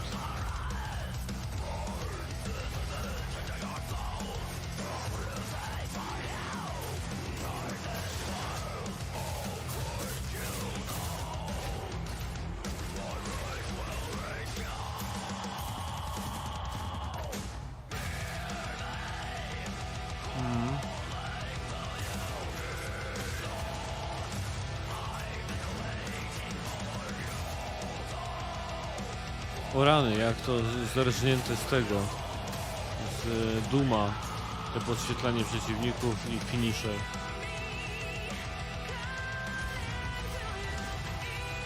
Serge Tankian niestety, ale straciłem absolutnie cały szacunek dla chłopa, jak zaczął bawić się w NFT.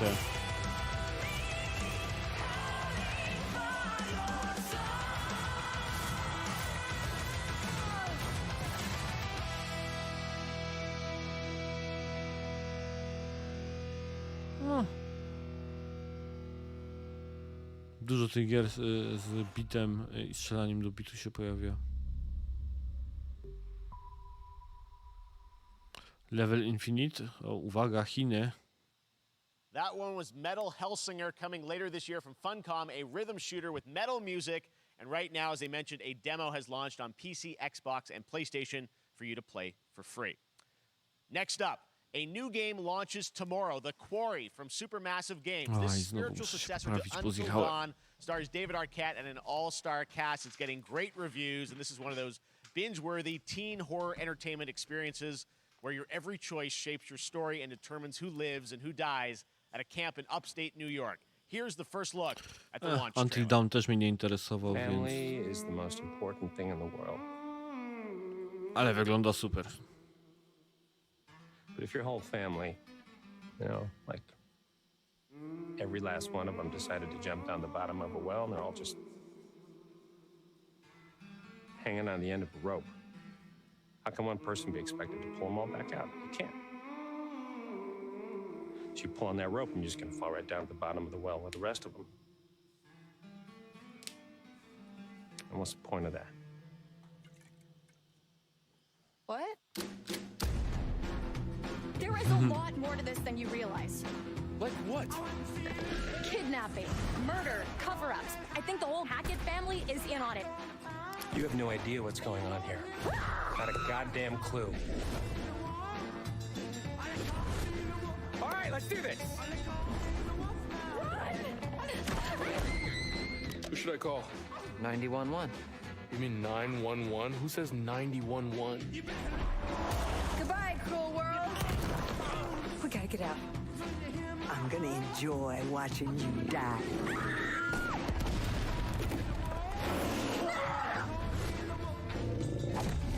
This isn't a ghost story. It's a creature feature. It's really happening, and you're all in it. This is gonna get a little messy.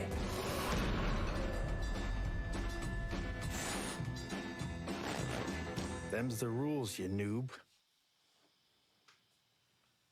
Back at the Game Awards, we were proud to reveal Nightingale, a shared world survival crafting game from Inflection Games up in Canada. Now it's time to give you a brand new look and deeper look at the game, including its innovative Pamiętam, to realm było card system strasznie that lets you dziwne. impact things like the weather pattern, resources, and challenges in this procedural realms. Here is your exclusive new look. Pamiętam zwiastun taki, był bardzo dziwny i tajemniczy z tym związany. You're alone in the realms, I'm afraid. The portals are a mess. Not even sure if Nightingale made it. Given how fragile you humans are, I'd say that staying fed, dry, and rested should be your priority. If the portal arch is inactive, you'll need to make realm cards from rare resources. Once you have realm cards, you can activate the portal. Beware though.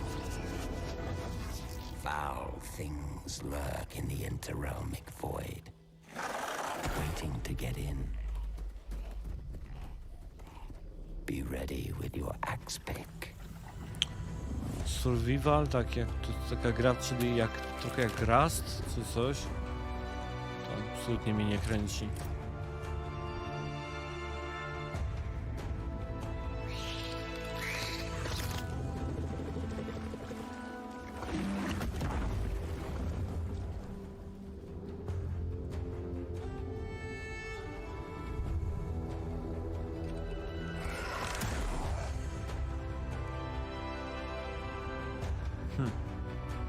Nie, chyba nie. Chyba ta gra nie jest dla mnie zbytnio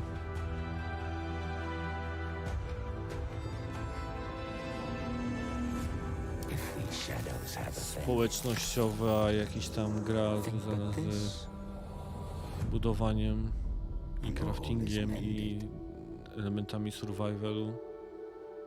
Choć wygląda fajnie, jeśli chodzi o właśnie część artystyczną. Teraz ten robot z tą twarzą i tak dalej zmieniającą się, to wygląda spoko, ale... O, dobra. Level Infinite, to już się w to nie bawię w takim The razie. Saints are marching in on August 23rd with the reboot of Saints Row that we revealed last year at Gamescom. And today, we're happy to announce the launch of the Boss Factory demo across PC and console, which lets you design and set up your character. And since it's Saints Row, you guys are going to have a lot of fun with this one. Check it out. Czyli udostępniają edytor postaci tylko i wyłącznie, tak? You gotta do something to capture people's attention. So what do we build next? me.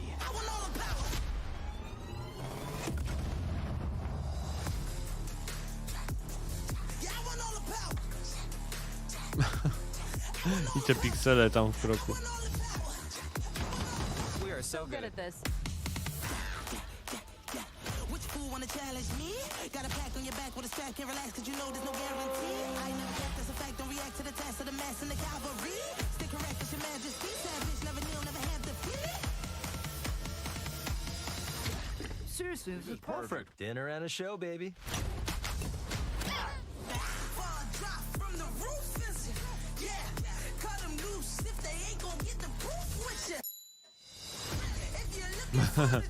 Fajne to było zdjęcie.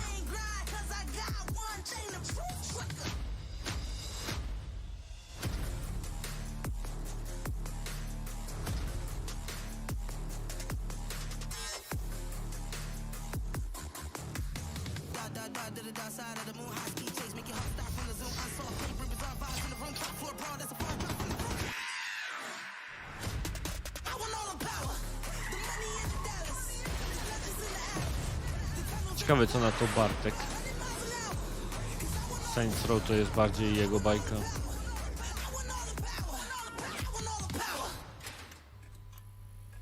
Choć przynajmniej to pokazuje, że jednak mają trochę jajców i dalej chcą tą serią bawić jak najbardziej. Na konsolach też można ściągnąć, proszę. Czy data premiery Saints Row już jest? W sumie nie wiem nawet. Next, we've got an exclusive first look at extended gameplay of Warhammer 40k Darktide, Fat Shark's follow-up to the critically acclaimed Vermintide series. Darktide promises intense 4-player co-op action and terrifying enemy hordes to team up against. And it's out on September 13th for PC, on Steam, and exclusively on console on Xbox. To wiem, że to jest konsolowy dla Xboxa. Level Infinite. Straciłem zainteresowanie jakkolwiek. Dla tych, którzy nie wiedzą, Level Infinite to jest marka stworzona przez chyba Tencent po to, żeby nie reklamować się jako Tencent, że się wspiera deweloperów zachodnich, tylko jako Level Infinite, ponieważ Tencent się źle kojarzy, ale to jest jedno i to samo.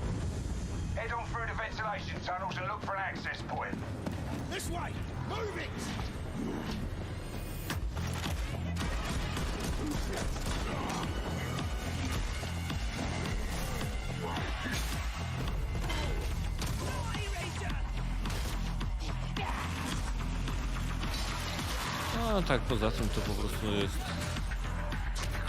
shooter jak shooter.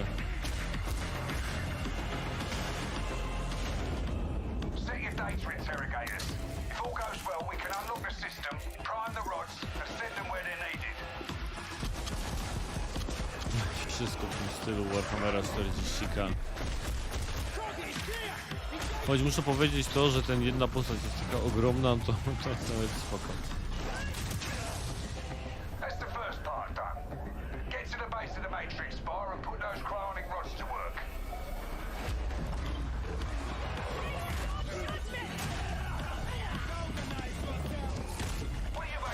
Ojej.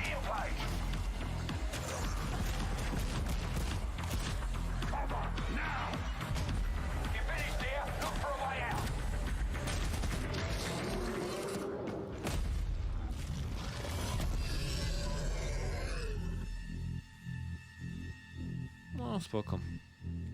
Jak to taki 4-osobowy koop po prostu do strzelania. Bloober Team is known for psychological horror games like Blair Witch and The Medium. Today, they are ready to reveal their latest creation made completely in Unreal Engine 5 for a visceral horror experience. It's a return to the world of Layers of Fears.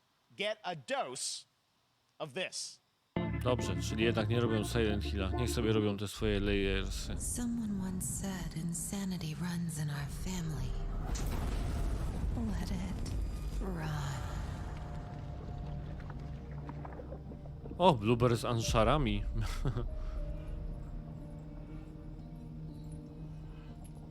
Łukasz Hacura i parę jeszcze innych osób, z którymi pracowałem, teraz tam pracują.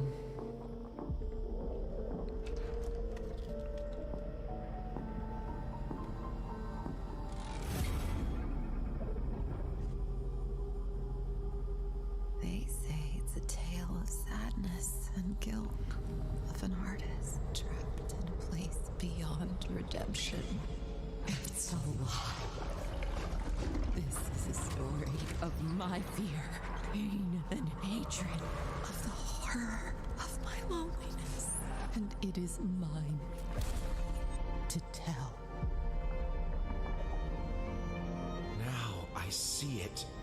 All this misery, all this suffering. There was no other way. Shouldn't have.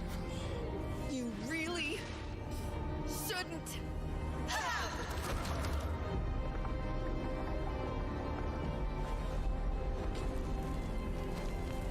An empty shell cannot live forever. It cannot live at all.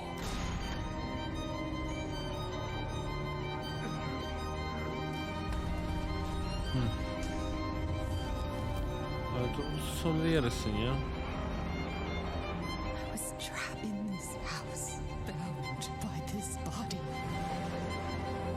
Now, I break free.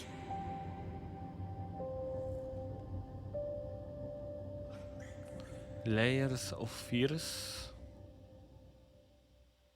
Warstwy strachów. This October, Gotham Knights arrives. Batman is dead, and it's up to the Batman family, Batgirl, Nightwing, Red Hood, and Robin, to protect Gotham. To give us an exclusive new look, let's head to Montreal to hear from executive producer Fleur Martin. Faktycznie dużo devów z Kanady jest. Hello and warm welcome from WB Games Montreal. I'm Fleur Marty. I'm the executive producer on Gotham Knights. Today, we are thrilled to share more with you on one of our beloved knights, Nightwing. This showcase is the first in our character series, and we're really looking forward to share more with you as we continue working towards our launch on October 25th. So I hope you enjoy the show and stay tuned.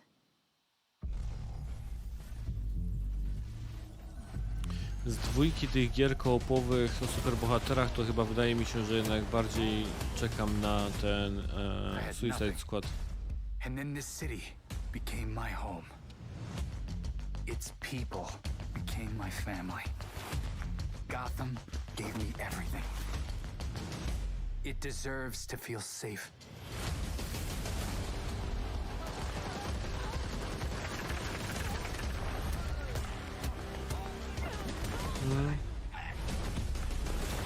Tak sobie pomyślałem, że to po prostu tak jak w Arkham City i tak dalej. Co to, jakiś inny strój? No matter how hard we try, there's always more to do. And now, it's up to me.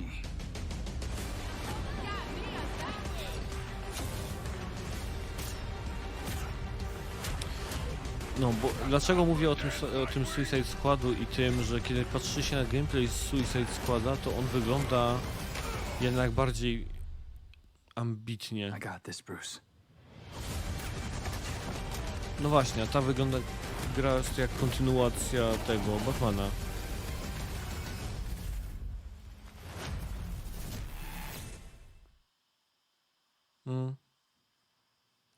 That was Gotham Knights, and now we welcome, oh, look who it is. Neil Druckmann from Naughty Dog, co-president of Naughty Dog. Great to have you with us, Neil. It's been an eventful day on the internet for Naughty Dog fans, and I think we jinxed ourselves. We were joking about last night, like, watch the assets will leak, and lo and behold, that's what happened. Well, the good news is there's some stuff that hasn't leaked that we have lots to share with people about all things at Naughty Dog, but first of all, it is fajnie, że mówią o big tym month actually for Last przecieku. of Us fans because Last of Us 1 and 2 both launched in June, and it's nearing its 2-year anniversary for Last of Us Part 2, which is hard to believe. Yeah, it's crazy. You know, 9 years for Last of Us 1, 2 years for Last of Us Part 2, and we still hear from fans. They're still sending us letters and art, and these characters in this journey and this world mean so much to them. and it's just been kind of amazing. Like Last of Us Part 2 early this year passed a pretty big milestone. It sold over 10 million units. And that kind of support, that kind of success, we're so grateful 10 to our milionów fans. sprzedanych It sztuk has to allowed jest us to grow dużo. as a studio, and now we can take on multiple projects, more than we've ever had at the same time. Multiple projects. Okay, very interesting. So, what can Last of Us fans expect in the future from you? Thank you for asking, Jeff. Yes. So one of the things we've mentioned a while back is what started out as a multiplayer mode has evolved due to the team's ambition. They really wanted to do something beyond what we've ever done before at Naughty Dog. And we felt the way to do it justice is to make it a standalone title. And they've been working on it for the past 2 years. Ambition has grown, and we're not quite ready to fully unveil it, but we're ready to lift the curtain a little bit and just give you like an update of where we're at. Okay, well, what can you tell us about this new standalone multiplayer game? Yeah, so we have a concept art that we want to show. But what I can tell you is that this game is big. Okay. It's as big as any of our single-player games that we've done, and in some ways bigger. It's got a story. The way we're telling that story is very unique to this game. It's got a brand new cast of characters. It takes place at another place, another part of the United States. It's like a city might be somewhat familiar, some people. I'm sure our fans have already figured it out. And it's really cool. And it's being headed by Vinith Agarwal, Anthony Newman, and Joe Padnatti, all veterans of Uncharted and Last of Us. And you're going to see a lot more of this game come next year. Next year, so wait till next year. Next year. To get more about W that przyszłym one. roku będą coś więcej very mówić o exciting tym, that o this has Fractions. evolved, and I mean that concept art looks incredible. I can't wait to see Naughty Dog's storytelling fused with multiplayer live game. It's something special. We can't wait to show it either.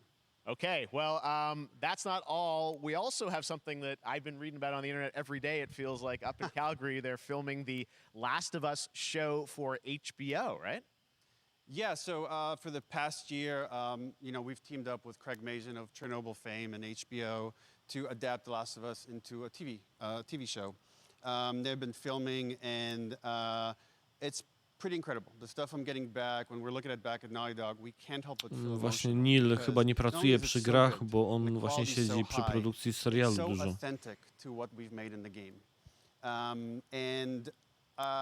I couldn't be proud of, like, again, Craig and that whole crew and everybody that's up there. And their last day of filming is tomorrow. So The entire series, last day of filming is tomorrow. Last day of filming is tomorrow. Craig is up there right now, kind of wrapping it all up. So it's pretty close. It's closer than you might think. And Okej, you czyli actually zamykają got to nagrywanie. direct one of the episodes?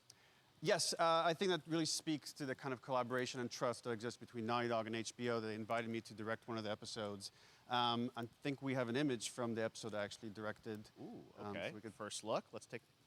So you could see this is a certain museum that players might know from the game. And I really have to talk about Pedro Pascal and Bella Ramsey, and not only directing them, but seeing them do all the other episodes. They've thrown themselves at these roles for a whole year. Watching the nuance that they bring to these characters, their relationship on and off camera, I couldn't help but think about Troy Baker and Ashley Johnson. It felt so similar to the chemistry those two Ile jeszcze actors tego? had 10 when we minut made the zostało. game. And it really feels like To już this is jest gonna be taki czas something na special. 2 And tytuły? I will say this will be the most No, jeszcze authentic 2. video game adaptation yet.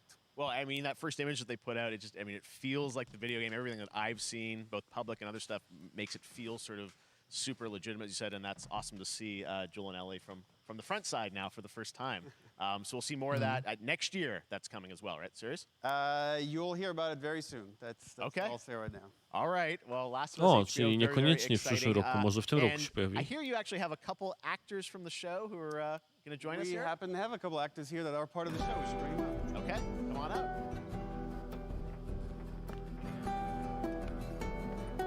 Oh, what's up, guys? Oh, hello. Surprise. Troy's back again. Hello, I know. Ashley. Good to see Hi, you. good to see you.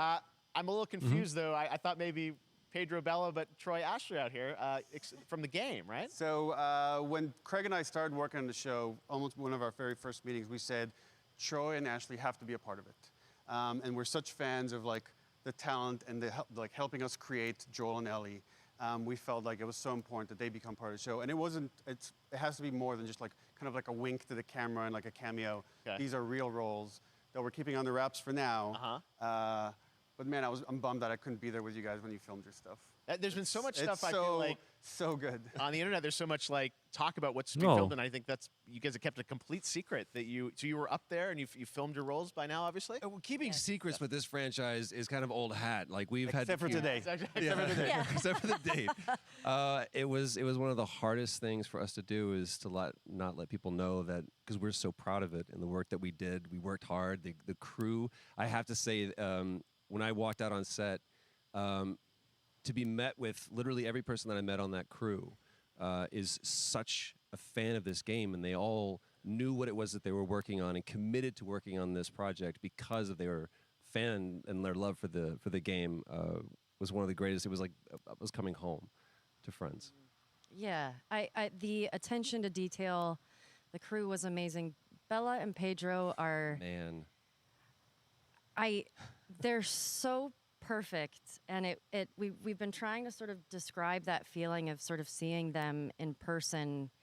It's like the characters coming to life, but it's so much more than that. I feel like I can't fully explain it, but I am so excited to be a part of it, and just I can't wait to see it. I think it is going to be so good. I love the story. I love just being a part of it. I'm so excited about the series and the fact that you guys are going to be in it and undisclosed roles. I'm so fascinated how it's going to sort of bob and weave and are these characters we know from the game that they're playing? New characters? Can you tell us anything? Yes. I can tell you. So sneaky. All right. Well, we're so excited. Maybe it's already on Twitter by now. Hey. All right. Well, Neil jest let's talk about what was on Twitter earlier today. Lots of talk facet. about the idea, or really what's happening. I łeb It looks do like you guys are scenariuszy remaking the original game. Naprawdę and powinienem like a zagrać w tą ground-up dwójkę. remake. Is that right? That's right. We wanted to give people the definitive version of the first game that wasn't encumbered by any technology. Wanted to find a way to get even closer to our original vision.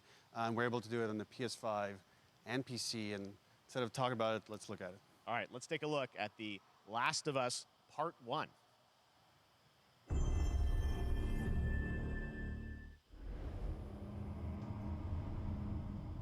So why'd you leave Boston? I've been on quite the adventure, little brother. I reckon it's got something to do with that girl. It's got everything to do with that little girl.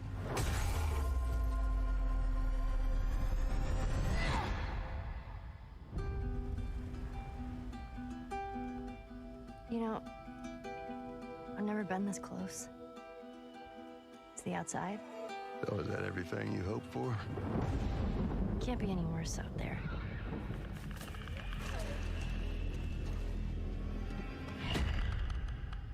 Can it? Once upon a time, I had somebody that I cared about. And in this world, that's good for one thing. Getting you killed. I can take care of myself. How many close calls have we had? I get into trouble down there. You make every shot count. I got this.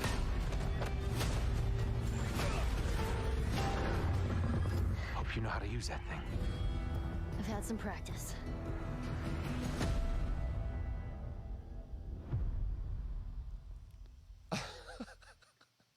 Truly one of my favorite games of the past decade. Guys, what's your reaction to that? Yeah, we hadn't seen that yet. Yeah, you're watching it in real time. Yeah. It's because you did these. These performances you did a decade ago. Yeah. You didn't go back in. I mean, you used the original performances. Yeah, right? actually, we came up with a process where you could take the original animation that we did for the faces and kind of like retarget it on these new rigs that have a lot more fidelity. And then the animators went back and We're studied. seeing side by sides here, just how much it has changed. That you went and you redid the models. Chciałem powiedzieć, że oglądając ten trailer nie czuję różnicy, ale tutaj, wow, ja po prostu dawno chyba grałem. The great thing about these faces is that they're closer to the original performance. All the animators went and studied those videos and got it closer to what you did on set than we could have achieved before. And that's just like one of the things we could talk about, like this brand new AI, like all the combat is redone. Just the fidelity of everything, 60 frames per second, all the stuff you're getting on the PS5. Again, we wanted to give, knowing because of the show, because they're all new players for PS5 and PC. Yeah. We wanted them to have the definitive version of The Last of Us. Amazing. Well, now you guys get to replay. I mean, when was the last time you guys played the game? I actually played it again just to refresh my memory The show? before working on the show. I was Wciąż? just a glutton for punishment, and I went straight from playing never part played it. 1 straight into part 2.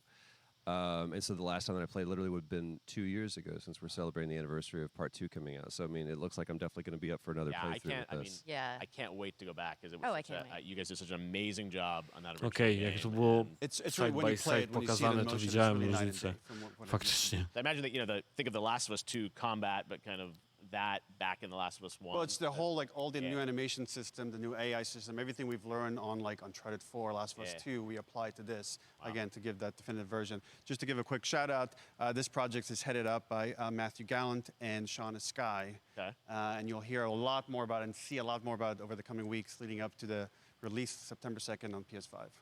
All right. And shortly thereafter on PC. We will look forward to it. Neil, you've talked a lot about Przesuną God of War'a. Jeśli we wrześniu puszczają to wydaje mi się, że nie muszą nic więcej robić, więc God of War będzie na początku przyszłego roku.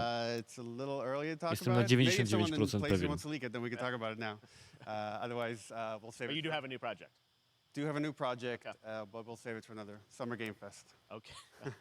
Okay, well, we'll see. Okej, We'll try czyli już and więcej save nic it. nie All pojawią right. się, bo to Troy, jest chyba już Ashley, Neil, wystarczająco thank you so dużo much na for tym dropping by materiału. Summer Game Fest, and I am so excited that The Last of Us is returning, as you said, in September. So thanks, guys. Appreciate it. Thanks, Jeff. Awesome.